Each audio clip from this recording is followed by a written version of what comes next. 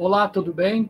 O nosso Papo Magic de hoje é sobre chatbots, os desafios que as empresas estão enfrentando para utilizar essa tecnologia para se comunicar com o seu cliente e também para evitar problemas. Ou seja, se o chatbot não entender o que o cliente deseja, o que ele está falando, o atendimento será prejudicado, né? E aí nós estamos aqui com o Luiz Tardelli, ele é fundador da GetBots, uma empresa que desenvolve vários processos de conversação, né, utilizando essas ferramentas de chatbots.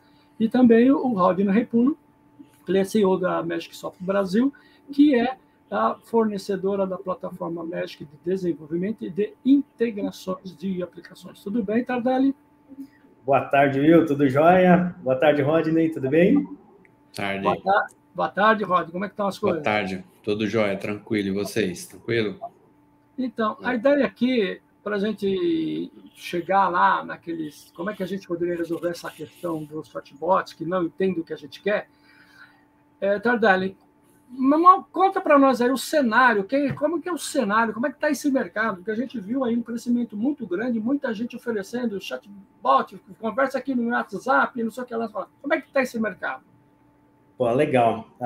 Bom, só para reforçar, Rodney, obrigado pelo espaço, obrigado pelo convite, viu? Obrigado aí pelo convite de estar aqui e poder dividir um pouquinho desse cenário, né? A chatbot, a gente viu o boom acontecendo, principalmente ali depois da pandemia, né, onde a gente teve uma aceleração, principalmente na parte de atendimento, onde todo mundo teve que ir para suas casas ou para onde elas estavam presentes.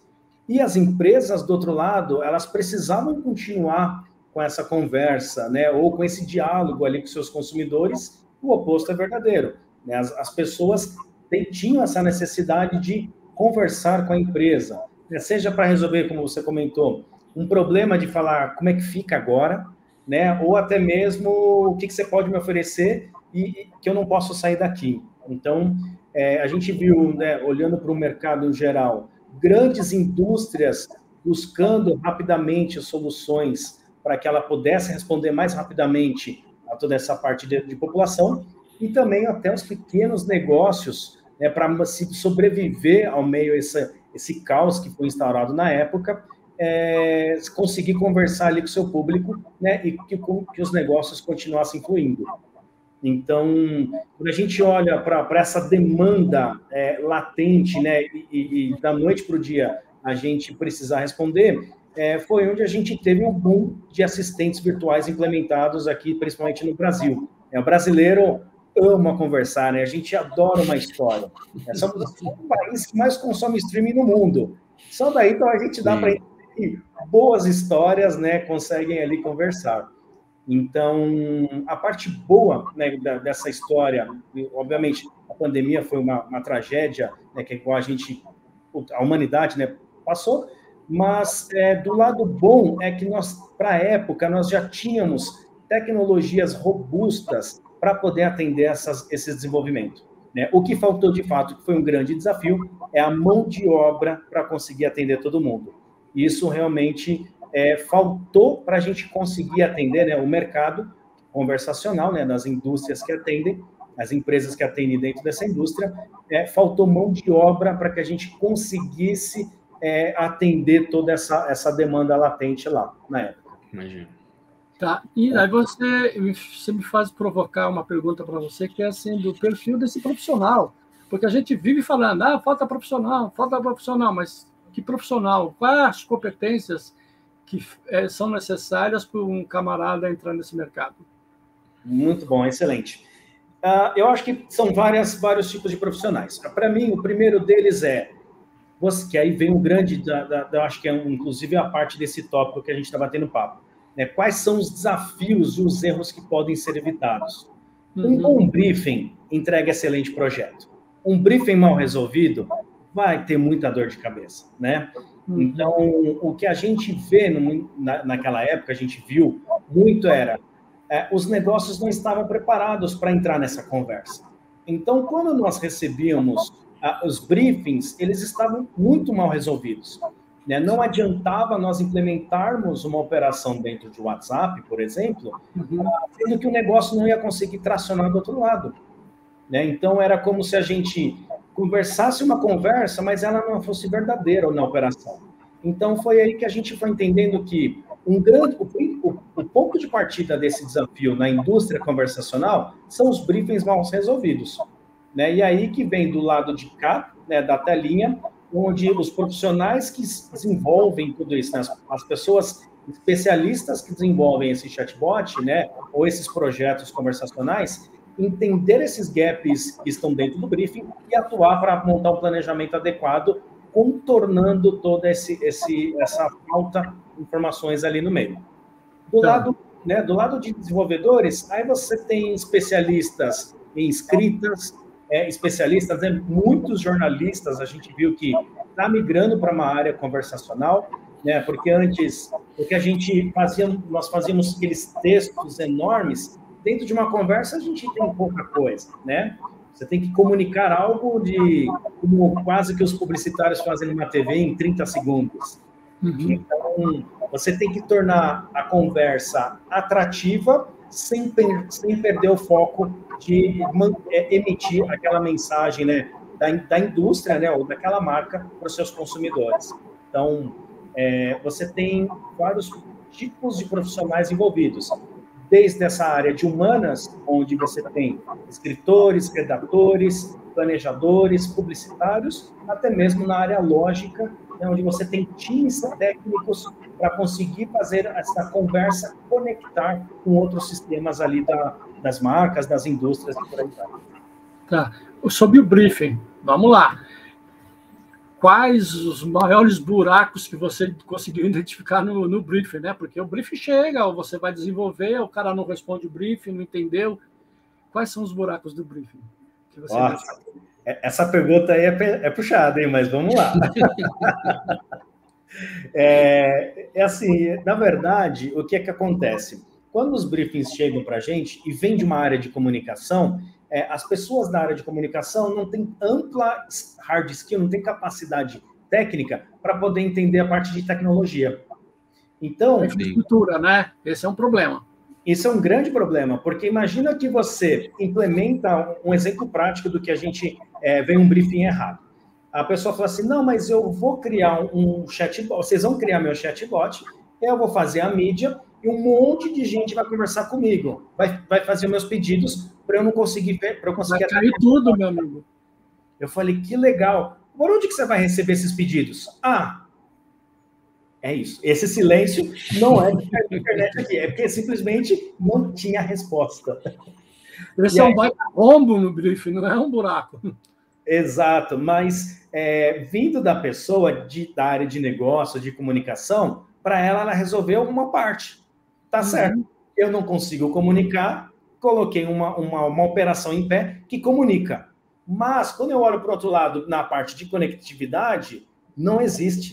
Né? E sem conectividade, você não ganha escala. E aí a gente acaba criando um problema maior para aquele negócio, eu diria até que acelerar que ele quebre, né? Porque ele vai quebrar em algum momento. Deixa eu fazer uma pergunta para você, Luiz. O chatbot hoje, naturalmente, quando a gente fala em chatbot, a gente pensa em atendimento ao público, né? Atendimento ao cliente, atendimento ao público. Onde mais a gente pode pensar em usar o chatbot? Assim, quais as outras áreas de negócio que a gente pode explorar essa tecnologia, explorar essa ferramenta? Assim? Além das vendas, né? Além de louco, né? Além de atendimento ao público, venda, né? Enfim,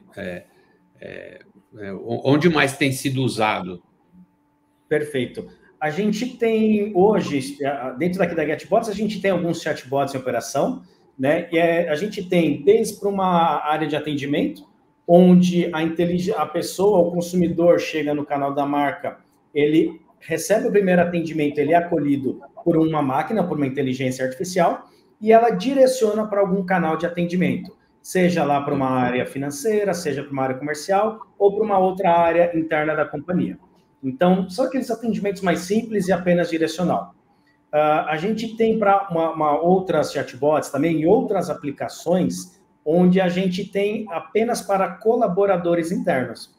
Então, é um ambiente controlado, onde a pessoa entra no canal, manda um oi, ela faz uma parte de autenticação e ali dentro ela pode consultar, por exemplo, quando é que é o período de férias dela, ela pode consultar as documentações que ela tem pendente, enfim, é quase que antigamente uma intranet, né? A gente conseguiu compilar isso dentro de uma interface conversacional, né? A parte boa é que uma interface conversacional, né, e a gente usou o WhatsApp nesse caso, como um canal de comunicação.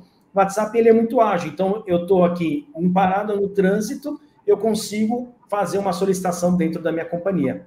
Então eu consigo solicitar umas férias que vai cair lá no meu gestor, né, para fazer uma aprovação das minhas férias ou não. Tudo isso aonde a pessoa estiver, né? A gente tem uma máxima que o poder da comunicação tem que estar na mão de quem quer conversar, né? E não da marca em quem quer controlar, né? Obviamente, existe um meio campo disso tudo para poder gerenciar toda essa comunicação. Então, tanto para essa área operacional, tem para essa área de atendimento, temos qualificação de lead, então, através de uma jornada, de um storytelling, a gente consegue aplicar efetivamente ali para ver se qualifica se eu mando esse lead para a área comercial ou se eu mando ele ainda para uma área de marketing, de conteúdo, para preparar melhor a pessoa para chegar. A gente tem feito bastante projeto para a área de trade, então, campanhas promocionais, dessas que a gente vai em um supermercado, você compra um produto, você guarda o cupom fiscal, e aí você entra no WhatsApp, cadastra seu cupom fiscal e concorre a algum prêmio.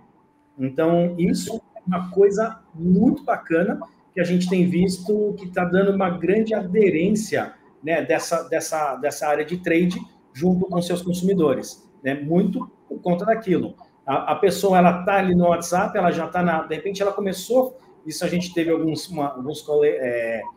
colecionamos alguns feedbacks. A pessoa está na fila do caixa, ela já começou a fazer o cadastro.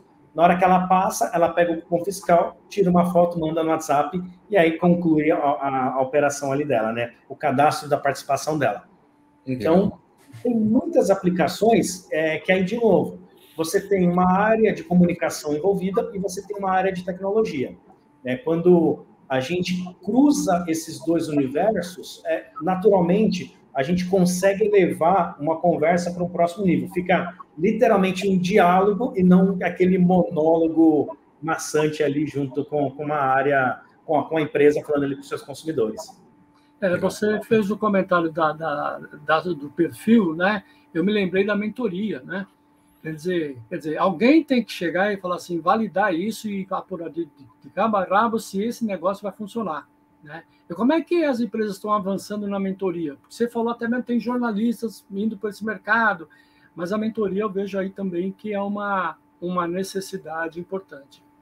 Sem dúvida, sem dúvida. Quando a gente fala em poder computacional, hoje a gente tem, né, o que é a pauta da vez, inteligência artificial generativa.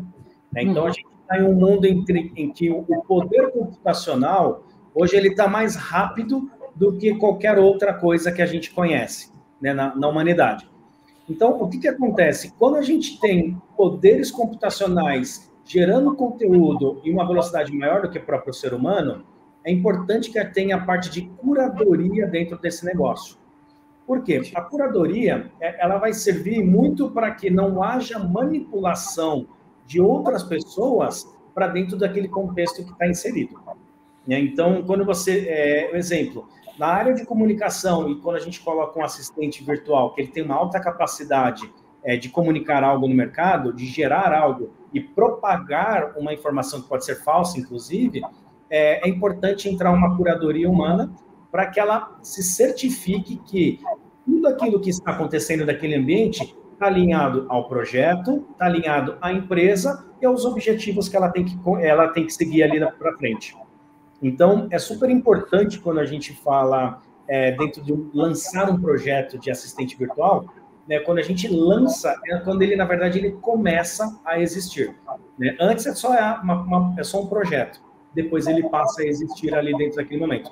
E a curadoria, ela serve muito para isso. Então, é importante entender esses contextos e controlar esse ambiente o máximo que puder. A LGPD entra nesse processo da mentoria, né? Da mentoria, isso. Curadoria. curadoria, né, LGPD. Como que as empresas devem trabalhar LGPD nesse processo? Perfeito. Tudo que, pelo menos os cenários em que a gente atua por aqui, eles ficam sempre dentro das conformidades da LGPD.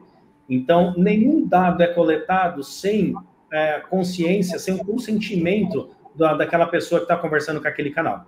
Então, isso é uma premissa que a gente colocou de regra dentro da companhia desde que a gente começou a iniciar o trabalho. Muito por conta que a gente entende o poder da tecnologia. Então, fazer algo sem o consentimento de uma pessoa dentro de uma máquina poderosa pode se tornar um risco muito grande, não só para GetBots, mas isso inclusive para a companhia que a pessoa está conversando por aquele canal. Então, sempre quando a gente fala em dados sensíveis, em tudo aquilo que envolve exposição da pessoa, todos esses dados eles são tratados de uma maneira em que eles não podem ser vazados. Então, tudo isso fica dentro de uma LGPD já trazendo esse consentimento para a pessoa. Tá, eu gostaria de abordar um pouco aí e dar uma escanteada aí com relação à infraestrutura, quando a gente tem ali ferramentas de conversação e aí conversando também com o ERP, sistema de gestão, pagamentos, o cara entra lá, gerar o boleto, ele vai ter que acessar lá o ERP. Como é que tem funcionado a integração da ferramenta de bot com os sistemas legados das companhias? Perfeito, perfeito. Deixa eu complementar, né, colocar um tempero nessa pergunta do Williams também, para aproveitar, Luiz. Assim, na prática, né, como o nosso público aqui do blog são desenvolvedores, né, na prática, o que ele vai precisar, quais são os passos que ele tem que dar para fazer essa integração, para utilizar essas soluções, onde que estão essas soluções, está na nuvem, ele precisa ter uma infraestrutura própria, são ferramentas gratuitas ou tem algumas, enfim, vamos dar um norte para a nossa comunidade de desenvolvedores aí que quer explorar esse mundo dos bots, né? Perfeito, perfeito. Bom, uma coisa que eu sempre falo, principalmente para essa área que é a área de desenvolvimento, minha formação acadêmica é tecnologia, né? Então eu sou formado, entendo muito sobre o poder computacional, e a minha vivência dentro da área de negócios me traz essa presença forte da comunicação para converger o negócio junto com a tecnologia. Perfeito. Então, pensando um pouco nessa convergência, né, o que eu sempre falo, principalmente para a audiência que é de desenvolvedores, não vendam chatbot, né, ou não tenham esse mindset de construir um chatbot. Ofereçam estratégias conversacionais. Por quê? Quando você fala em uma estratégia conversacional, você tem que embutir tanto a parte lá da comunicação, mas principalmente a parte também de tecnologia. Então, entender sobre o que efetivamente todos esses dados, né, ou todas essas integrações que vão estar envolvidas, vai gerar de resultado para uma companhia, é o que a companhia que está te contratando, é o que ela espera de você. Então, né, ter, por exemplo, como uma Magic Software, você ter uma empresa em que você tem, né, eu falo que no mundo, hoje estamos em 2024, né, os primeiros dias de 2024, o mundo tem muita coisa pronta, né, e a parte melhor ainda é muito low code, né, quando a gente fala em low code, você entender mais sobre o negócio do que ficar preocupado nessa parte de desenvolver ponto a ponto. Então, perfeito. Entenda tudo que o mercado possa te oferecer de pronto, né? Pega uma plataforma low code, pega uma plataforma de builder, pega um motor de inteligência artificial, pega alguma coisa e monta essa suíte, né, de solução, e aí você sim oferece ela para um cliente. Então, quando a gente fala, eu preciso conectar com RP, preciso conectar com CRM, com plataforma de e-commerce, com diversos canais de marketing. Então, você precisa de uma suíte onde você não tem que ficar preocupado em falar, ou preocupada, mas essa linha de comando não tem que dar certo. Deixe que alguém especializado faça isso por você, né? A não ser que você seja essa pessoa que está trabalhando com integrações, né? Seja um desenvolvedor de integrações. Aí sim, observa esse ecossistema inteiro que tem ao redor e que você efetivamente pode trabalhar desenvolvendo novos conectores, desenvolvendo novas soluções. E aí, lembrando um pouco da experiência de cada um aqui, né? Todo mundo aqui, dos três, e quem está ouvindo, já enfrentou o desafio de tentar atendimento no chatbot. E eu tenho compartilhado com você, Tardelli, exemplos malucos de grandes corporações onde o chatbot não entende o que a gente quer. E aí, o que eu vejo é assim, o camarada quer extrair uma informação ou um desejo, aquilo que ele quer extrair do cliente. E aí, ele se esquece que o cliente quer uma coisa, de repente, diferente. Vou dar um exemplo. Quero falar com o departamento de marketing. Aí ele só tem comercial. E marketing não é comercial. Marketing é marketing, comercial é comercial. E aí o cara começa. E aí é complicado, né? E aí eu queria perguntar para o Rodney, dentro da experiência dele, já que ele tem analisado aí vários sistemas de gestão, muitos, né, alguns desenvolvidos na ferramenta Magic e outros tal, como é que esses ERPs estão trabalhando essa parte da comunicação via chatbots? Você tem um cenário, tem uma experiência para comentar com a gente? A gente tem visto, né, as empresas utilizarem isso tanto na parte de vendas, né, para atendimento a cliente, e a parte de serviço, né, na parte de atendimento a serviços, né, abertura de ordem de serviço, abertura de suporte, né, então tem muitas empresas de tecnologia explorando esse caminho também. Esse ponto que você comentou, William, na verdade, eu entendo que isso é muito mais em função do quão novo é esse mundo, né? E as pessoas também ainda não estão preparadas para desenhar essas soluções de uma forma adequada, né?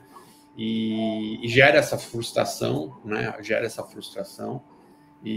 Mas isso aconteceu também com o desenvolvimento de aplicações, com o desenvolvimento de aplicação mobile, enfim, todas as coisas novas, elas vão começando com muitas deficiências, muitas aberturas, mas elas focam aí a tratar a regra, né? E aí, quando você tem uma exceção, aí você fica frustrado, né? Mas voltando à tua pergunta, e também, assim, a gente vê muita gente explorando essas estratégias conversacionais, né? Para suporte, né? Para os usuários das aplicações poderem achar soluções para suas dúvidas, para os seus problemas, né? Aí a gente já está falando também um pouquinho de inteligência artificial, né? De integração com ferramentas de inteligência artificial, mas eu vejo um potencial muito grande para desenvolvedores de soluções poderem entregar para os seus usuários ferramentas para eles tirarem suas dúvidas de uma forma mais fácil, né? Do que ter que encontrar uma pessoa, né, dentro do suporte, esperar um horário dessa pessoa ter um tempo para atendê-lo, entender qual é o problema, né? E ela tendo ferramentas onde ela consiga explorar melhor ali as dúvidas, né? Aí a gente está falando não só de chatbot, mas também de inteligência artificial, né? De busca de informação, mas é um campo que eu vejo um potencial muito grande, né? Tá. E aí, Tardelli, vou falando da generativa, né? E ela está sendo bastante utilizada para resolver algumas coisas. Eu já vi uma live aí de um camarada aí, que o cara começou a provocar a generativa, metendo uns códigos lá, e ela respondendo os códigos. E o cara ficou impressionado, pô, mas esse negócio aqui resolve o código, está certinho, dizendo ele dentro da avaliação dele. Eu não entendo muito de código, não, né? Mas até aí tudo bem. E aí, você acredita que a generativa possa contribuir para reduzir esses erros da descrição, do planinho? Como que você vê isso? Sem sombra de dúvida. Para fazer os briefings, né? Para ajudar a elaborar os briefings, né? Exato. Não, começando por aí, até mesmo no roteiro, né? Exato. Eu acho que, na minha visão, eu acho que o que a gente está vivenciando na parte de inteligência artificial, nós estamos só na primeira fase. A gente está no início dessa nova era, desse poder computacional. né? Então, se a gente olhar lá, vamos voltar para 2023 aqui rapidinho.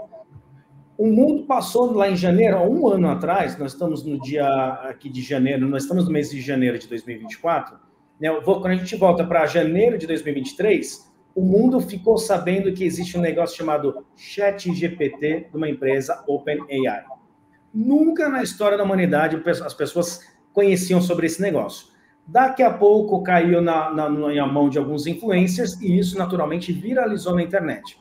E descobrimos que aquele negócio poderia gerar conteúdo rapidamente.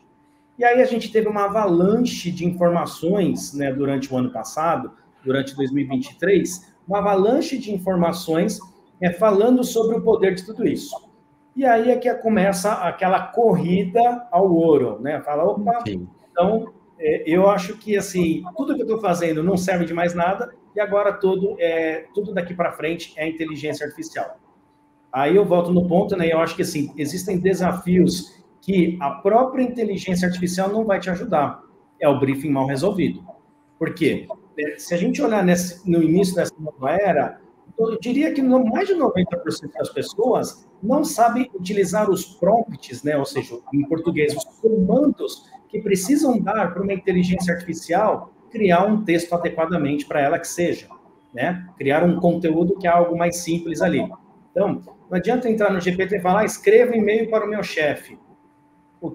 Qual é o tom desse e-mail? Quantos parágrafos? O que significa tudo isso, né?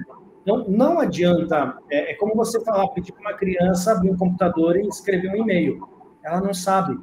Agora, né, por quê? Porque a inteligência artificial, o poder computacional por trás dela, ela precisa entender todo um contexto para que, com o tempo, ela ganhe essa maturidade. Com a maturidade, certamente, ela consegue te entregar coisas muito mais assertivas. Então, do ano passado, eu acho que a gente teve essa aderência e as empresas que começaram a utilizar testaram muito bem isso, né? E agora, daqui para frente, o meu melhor conselho para essas empresas é amadureçam essa parte dos comandos que vocês vão utilizar, né? Coloquem os comandos com a cara da tua marca, porque senão vai aparecer que, isso aqui foi criado pelo GPT. Não tem problema, obviamente, mas se torna genérico. Você não cria aquela conexão verdadeira entre um ser humano e a tua companhia. Então, tem que trazer o que a gente fala muito aqui é humanizar o processo. Quer humanizar a tua marca? Então, dê alma para ela, mas você pode utilizar qualquer motor cognitivo generativo para criar tudo isso, mas ele tem que ser um transportador, né, um criador e um transportador ali daquele negócio. Então, quando a gente fala de uma IA, né, dessas novas inteligências artificiais generativas, é isso. Né? Daqui para frente, elas estão, sim, cada vez mais robustas. Né? Tem, por exemplo, da OpenAI, a versão GPT-4, ela está num poder fantástico. Né? Mas ela já entregou para o mercado. Falou, eu estou pronto. E vocês? Então, acho que está faltando isso. E aí, Rodney, assim, aproveitando o gancho aí com relação ao low-code, né? Como é que você tem visto? Porque eu vejo aí muita gente oferecendo a generativa para o desenvolvimento. Como é que ela trabalha? Ela pode trabalhar com a ferramenta Magic, que ela é no-code, não é sem código, que a ferramenta de integração é sem código. A XPA, que é de desenvolvimento de aplicações, ela ainda tem alguns códigos. Como é que a inteligência artificial aí tem contribuído ou vai contribuir? Não sei como é que está a posição da Magic com relação a esse avanço da inteligência artificial. Todas as empresas estão buscando formas de explorar, né, esse poder, né? E a Magic não é diferente, né? Na prática, quando você fala de uma ferramenta com código, né, a generativa ela passa a ser o seu low code, né? Ou seja, você vai usar o ChatGPT, por exemplo, para poder gerar um código, porque você está usando uma ferramenta que é de código, né? Quando você está no low code, aí o desafio é um pouco mais, né? O low code já está num nível acima, né? Ele já tem essa generativa, vamos dizer assim, embutida, né? porque ele é low code e ele já encapsula essas complexidades na sua própria ferramenta para poder acelerar o desenvolvimento, né? Então ele já tem um nível a mais. Mas as ferramentas hoje elas já estão entendendo, né, como que essas ferramentas trabalham, né? Então, hoje, se você entrar no ChatGPT e perguntar assim, me ajuda a fazer um programa assim, assim, assado em Magic, ele vai te dar lá o passo a passo do que você tem que fazer, né?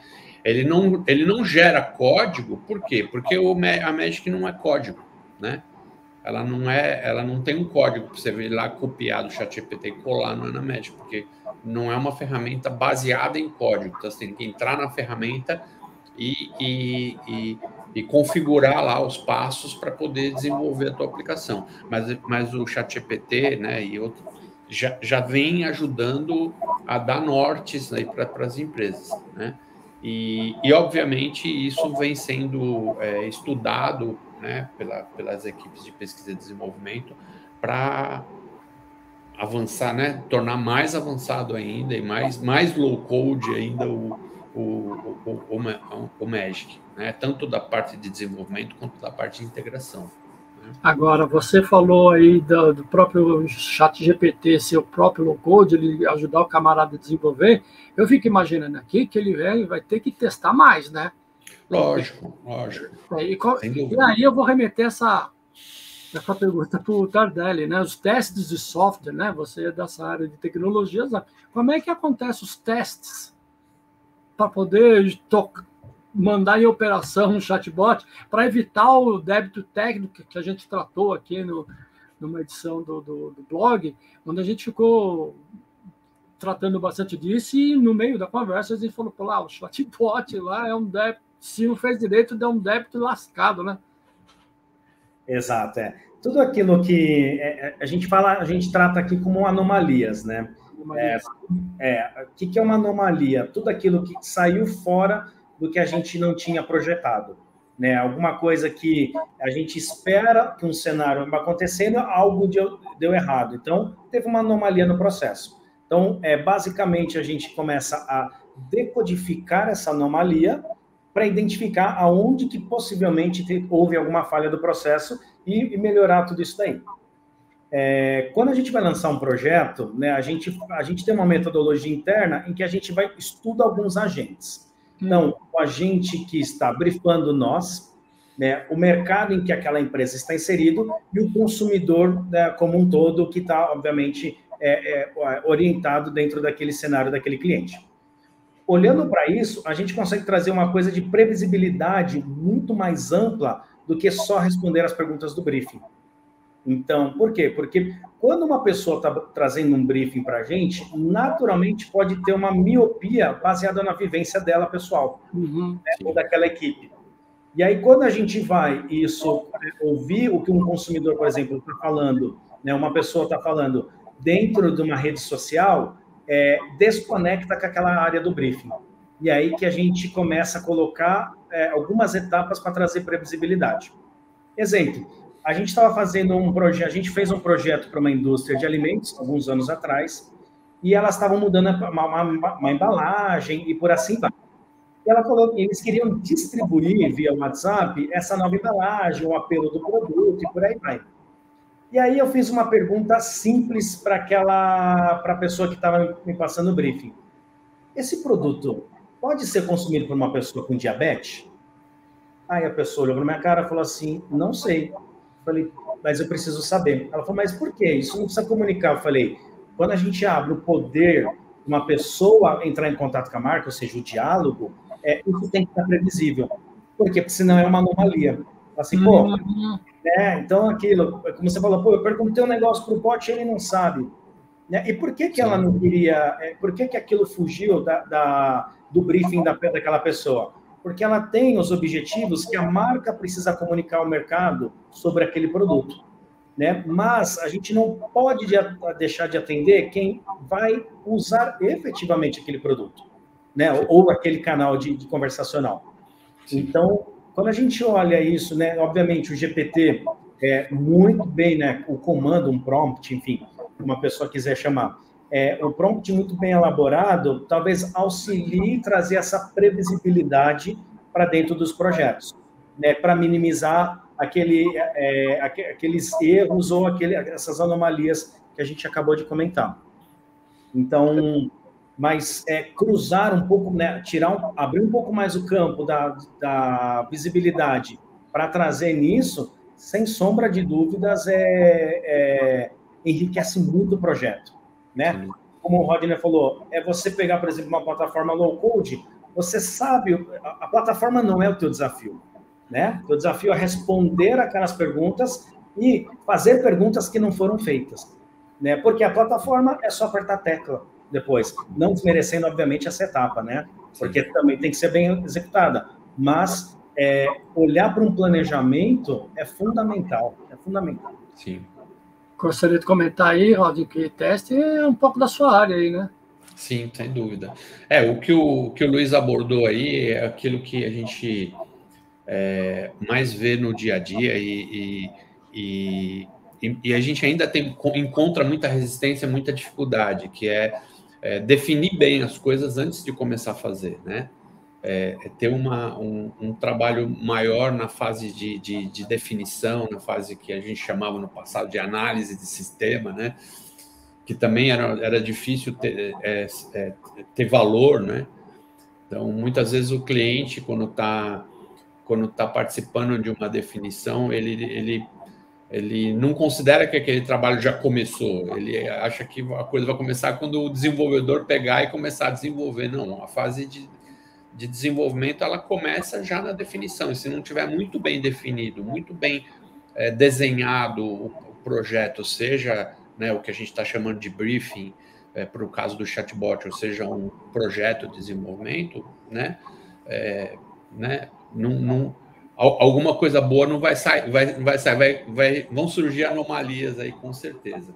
E isso também, né, quando a gente fala de teste, né, visando aí a qualidade daquilo que está sendo feito e evitando essas anomalias, o teste também, na verdade, é só um espelhamento daquilo que foi definido, né? Então, assim, agora a gente tem que pegar tudo aquilo que foi definido e testar para ver se a gente está dando as respostas corretas ao que foi definido inicialmente, né? Então, na verdade, o teste, apesar de estar no fim, ele depende daquilo que foi criado lá no começo, né? Então, uma ênfase maior nessa fase de definição, ela é o segredo, do meu ponto de vista, né? Exato. E eu acho que até está complementando nisso, quando a gente fala nessa parte de testes, né, quando as anomalias, eu acho que elas têm que, apesar de não ter todas mapeadas, mas você tem que ter elas previsíveis. Então, exemplo, quando cai uma integração, o que a gente fala para a pessoa? Né? Quando ela não tem uma base de conhecimento ainda executada, treinada e tudo mais, o que a gente responde para aquele assunto? Né? Ou determinadas áreas dentro do briefing, eu acho que é identificar que tipo de anomalia é tecnológica ou comunicação. Tecnológica, como que a gente trata? Como a gente identifica, como que a gente trata? Né? São duas coisas ali. Mas assim ele solta balão?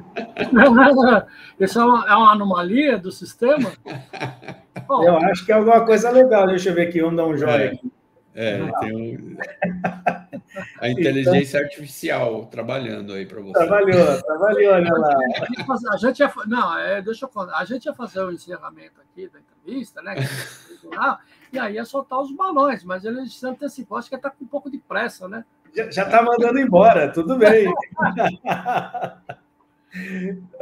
Mas, enfim, mas é muito isso, né? Então, eu acho que o ponto é sempre quem trabalha na área de desenvolvimento, né, eu acho que ela é muito mais focada na parte executiva. Então, deixa planejado aí, seja num post-it, seja de alguma forma, como você pretende identificar quando acontece alguma anomalia dentro dos seus workflows, dentro dos seus fluxos de trabalho, por assim vai, e como é que você pensa em tratá-las. E aí cria, né, joga junto com o cliente, fala, esse tipo de anomalias de textos, a gente corrige, de repente, em tantas horas, né, montar os SLAs da vida. De tecnologia, vai envolver mais empresas, mais times e tudo mais, leva mais tempo, né, tem uma curva. que vai acontecer dentro dessa curva, enquanto algo não é tratado, né? E depois, como é que você vai fazer tudo isso daí, fazer essa roda girar efetivamente. Então, eu acho que é isso aí, sabe? Os testes têm que acontecer e tudo aquilo que a gente não sabe que vai acontecer, né? Se for de tecnologia, como trata, se for comunicação, de alguma outra forma, também como trata, né? Então, exemplo de comunicação, a pessoa tira um print e joga, vira um meme na internet. O que tem que ser feito, né? A gente aperta um botão ali de zona de uma gestão de crise de imagem de uma companhia, né? O que vai ser feito? Tira o canal do ar, mexe na resposta e aí alguém vai falar que manipulou. Como é que isso vai ser tratado? Então, são decisões, naturalmente, que precisam ser previsíveis, né? Ou seja, tratadas e depois implementadas no segundo passo. Eu super concordo com o que o Rodney falou ali. Muito bom. Legal. Então, estamos aí chegando ao final. Eu gostaria das considerações aí do Luiz primeiro, depois do Rodney, e a gente vai fazer o encerramento aí. Boa. Eu acho que ele já soltou os balãozinhos ali, já falou tchau. Só se ele voltar aí, né? Mas, bom, eu queria agradecer. A consideração final é mais agradecer por esse papo, foi bem bacana. Poder compartilhar um pouquinho da visão do que está por vir até na própria, nessa camada conversacional, né, com esses novos modelos cognitivos que estão chegando à disposição da comunidade de desenvolvedores. Então, eu acho que sim, aproveita, né, se for pegar o meu conselho, aproveitem e se aprimorem muito nessa área, porque ela vai ser uma tendência, né? Não é o Luiz aqui falando que é uma tendência, mas é só falando, replicando uma tendência do que a gente tem visto por aí. Então, se fosse ter um conselho aí para 2024, aprimore nessa parte de inteligência artificial, porque ela está chegando com bastante força. Muito bom. Pode, né? Bom, agradeço aí, Luiz, por você ter, né, participado aí com a gente desse bate-papo, né? Agregou bastante, acho que é um tema né, em alta aí no mercado de tecnologia, e é bom a gente dar uma parada para pensar nisso, né, discutir como dar os primeiros passos. E vamos deixar aí os teus contatos, né, o teu LinkedIn aí no blog, né, se alguém tiver alguma questão, quiser entrar em contato contigo, poder ter aí um caminho para te achar, né? Legal. Certamente a gente vai poder voltar aqui, porque esse assunto vai render bastante. Queria agradecer a participação de ambos e na próxima a gente se fala. Até mais. Tchau. Valeu. Tchau, tchau. Um abraço. Tchau, tchau.